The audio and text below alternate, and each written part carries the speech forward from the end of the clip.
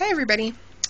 While I sit here feeding her, there she is. I don't know if you can see it, you can see her. While I sit here feeding her, I figured I'd give you guys a better update. Sorry, fixing my glasses. Oh, bottle down. Man down. So I think last time I updated you, she was 2.5 weeks. So on this Thursday, it's Saturday today. Thursday she turned 6 weeks old, and things are going good. I've been meaning to do a couple videos. The videos I've been meaning to do is my labor and delivery. So these are going to come out probably this week because I'm finally getting back on track with things and getting used to taking care of baby and her routine. And she's starting to actually get a real routine. And I'm going to share with you guys a couple of things that I could not have lived without and things that I could have lived without the first 6 weeks. The other thing I'm going to talk to you guys about is my breastfeeding journey, because it's been very interesting, to say the least. And the other thing I'll do is, today I'm cleaning up the nursery / my room, and so the next time I do a video, it'll be all clean, so I'll just go ahead and show you guys adjustments that I've made, and so on and so forth. But just to quickly update you guys, I'm not currently breastfeeding anymore.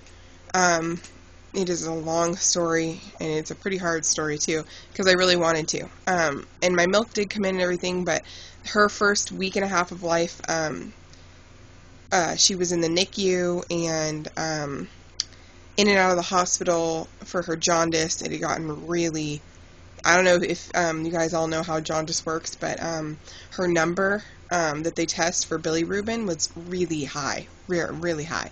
So one night, she was, I don't know how many, I think I want to say 4 or 5 days old.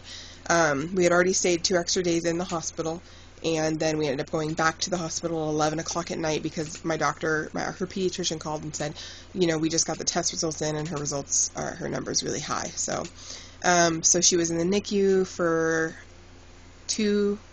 about a day and a half, 2 days. Then we finally took her home. I was having panic attacks.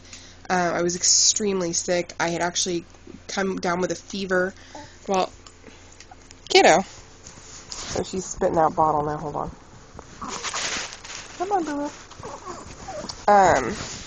So I had actually come down with a fever while I was in the hospital, not for me, but for her, that day that I was there. Sorry, the camera keeps moving around. I have to fix the bottle for her. So I pumped and pumped, while I was in the hospital. I pumped when I got home. I fed her straight from it. For her first week of life, she was exclusively breastfed, except for once when I was in the hospital because of a pain medication that I was given that I had a very adverse reaction to. So as you can see, I had a lot of trials to go through. I was trying to breastfeed. Pain medication had an adverse reaction. I came down with a fever. I was really sick. I was having panic attacks, and sometimes I just couldn't, focus and sit there and breastfeed her because I would get panicky, basically because I'm not sure if I updated you guys and told you this, but I was in labor for 66 hours, 3 hours of pushing, and she told me she was going to do an emergency C-section, and then in the very last second I was like, no way, I've not worked this hard to, have a baby naturally, and then, and